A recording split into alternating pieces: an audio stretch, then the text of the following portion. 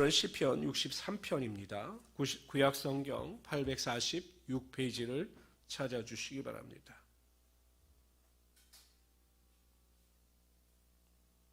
구약성경 846페이지 시편 63편입니다. 시편 63편도 부지에 보면 다윗의 시 유대 광야에 있을 때 이렇게 기록하고 있습니다. 유다 광야에 있을 때가 언제인가? 시편 62편, 61편과 마찬가지로 압살롬의 위협을 피하여 요당 동편 광야에 머물러 있을 때 지은 시편으로 보입니다. 근데 광야라고 하는 것을 강조한 것으로 보았을 때 자신의 인생 자체가 이 광야처럼 굉장히 궁핍하고 어려움을 상징적으로 표현하기 위해서 광야에 있을 때라고 하는 것을 강조한 것으로 보입니다. 우리 1절부터 11절까지 한 절씩 교독합니다. 하나님이여 주는 나의 하나님이시라. 내가 간절히 주를 찾되 물이 없어 마르고 황폐한 땅에서 내 영혼이 주를 갈망하며 내 육체가 주를 앙모하나이다. 내가 주의 권능과 영광을 보기 위하여 이와 같이 성수에서 주를 바라보았나이다. 주의 인자하심이 생명보다 나음으로 내 입술이 주를 찬양할 것이라. 이러므로 나의 평생에 주를 송축하며 주의 이름으로 말미암아 나의 손을 들리이다. 골수와 기름진 것을 먹음과 같이 나의 영혼이 만족할 것이라. 나의 입이 기쁜 입술로 주를 찬송하되 내가 나의 침상에서 주를 기억하며 새벽에 주의 말씀을 작은 소리로 읊조릴 때에 하오리니 주는 나의 도움이 되셨습니다. 내가 주의 날개 그늘에서 즐겁게 부르리이다. 나의 영혼이 주를 가까이 따르니 주의 오른손이 나를 붙드시거니와 나의 영혼을 찾아 멸하려 하는 그들을 땅은 깊은 곳에 들어가며 칼의 세력에 넘겨서 승냥이의 먹이가 되리이다. 왕은 하나님을 즐거워하리니 주께 맹세한 자마다 자랑할 것이나 거짓말하는 자의 이복은 막히리로다. 아멘. 1절에 보면 다윗은 내가 간절히 주를 찾되라고 고백하고 있습니다. 그러니까 다윗은 하나님을 찾아 기도할 때 대강 기도한 것이 아니라 사슴이 심냇물을 찾듯이 간절한 마음을 가지고 하나님을 찾아 하나님께 기도했던 것입니다. 그럴 때 하나님께서 그 간절한 간구와 기도 가운데 응답하여 주시고 하나님의 놀라운 능력이 나타나게 하여 주셨던 것입니다. 예수님과 그의 제자들이 여리고에 들어갈 때 바디메오, 맹인 바디메오가 예수님을 향해서 크게 소리칩니다. 다윗의 자손 예수여 나를 불쌍히 여기소서. 왜냐하면 이 바디메오는 예수님에 관한 소식을 듣고 그 마음에 소원이 불일 듯 일어났습니다.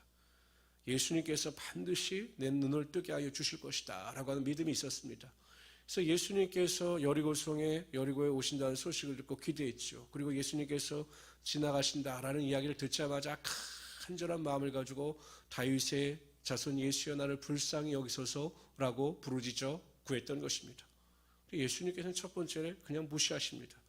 아마 들으셨는데도 아마 못 들은 척 하신 것으로 보여요. 사람들이 막 난리를 칩니다. 조용히 하라고, 잠잠하라고 막 야단을 칩니다.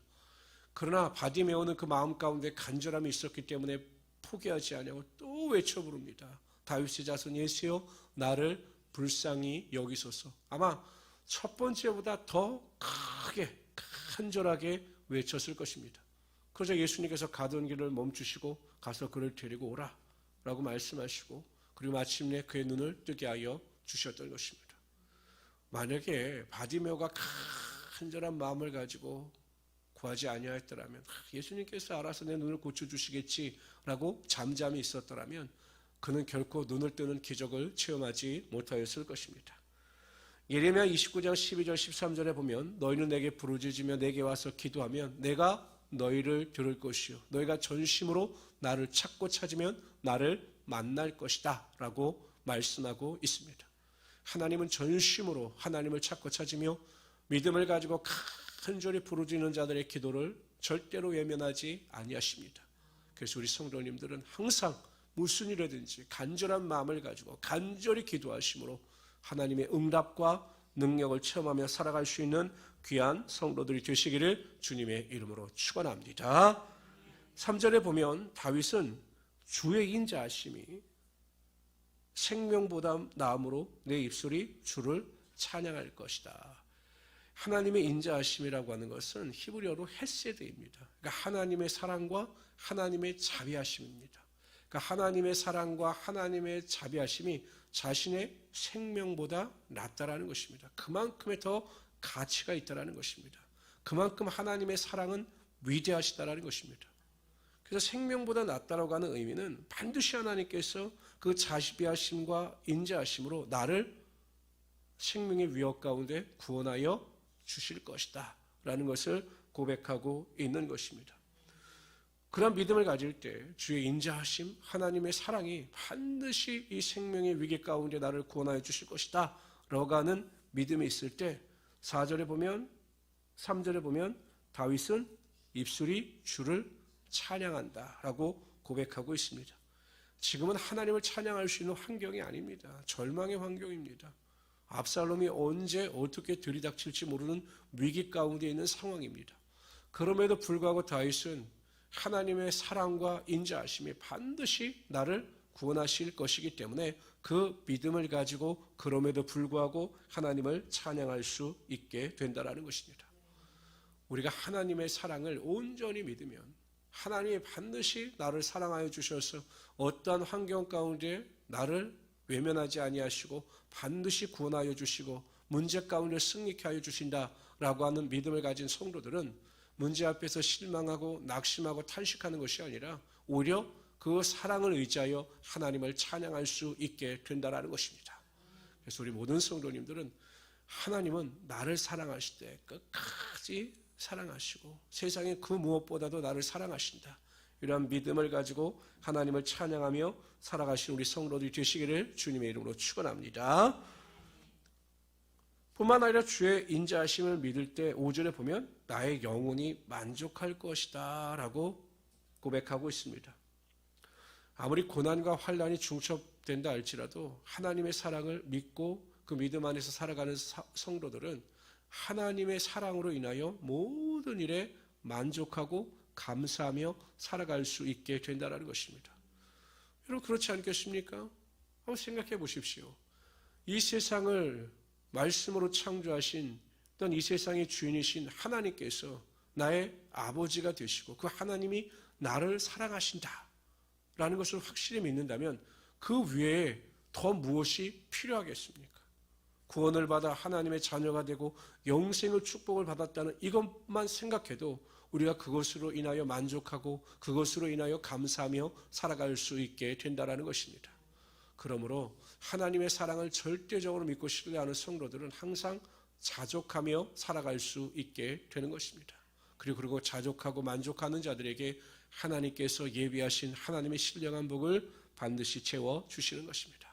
우리 성도님들 한 분 한 분은 정말 하나님의 사랑으로 인하여 내가 어떠한 환경 가운데 있다 할지라도 그 환경만을 바라보지 마시고 만족하고 자족하며 살아갈 수 있는 하나님의 귀한 성도들이 되시기를 주님의 이름으로 축원합니다. 다윗은 이런 위기 가운데 하나님을 찬양했죠. 또 하나님께 대하여 간절한 마음으로 기도했습니다. 그런데 다윗의 위대한 점이 또 나타나고 있어요. 6절에 보면 내가 나의 침상에서 주를 기억하며 새벽에 주의 말씀을 작은 소리로 읊조릴 때 하오리니. 하나님의 말씀을 작은 소리로 읊조린다라고 하는 것은 하나님의 말씀을 묵상한다라는 것입니다. 묵상. 그러니까 우리는 묵상하면 조용히 아무 소리도 내지 않고 하는 것을 묵상이라고 생각하는데 히브리어 원어에서 이 묵상은 작은 소리로 읊조린다라는 의미입니다. 그러니까 다윗은 위기 가운데서도 하나님의 말씀을 묵상한 것입니다. 하나님의 약속을 그 마음판에 되새긴 것입니다. 시편 119편 105절에 보면 주의 말씀은 내 발의 등이요 내 길의 빛이니이다 라고 말씀하고 있습니다. 하나님의 말씀을 매일 묵상하고 그 말씀 안에서 은혜를 체험하는 자들은 하나님의 인도하심을 쫓아 살아갈 수 있게 되는 것입니다. 우리가 하나님의 말씀을 읽고 묵상하면 우리의 인생의 길이 보이고 우리가 나갈 방향이 반드시 우리의 믿음 가운데 나타나게 되는 것입니다. 그래서 여러분 기도하고 하나님을 찬양하고 다윗처럼 하나님의 말씀을 묵상하심으로 하나님께서 이끌어 가시는 그 찬란하고 아름다운 인생 가운데 넉넉히 감사하고 기쁨 가운데 살아가시는 우리 성도들이 되시기를 주님의 이름으로 축원합니다.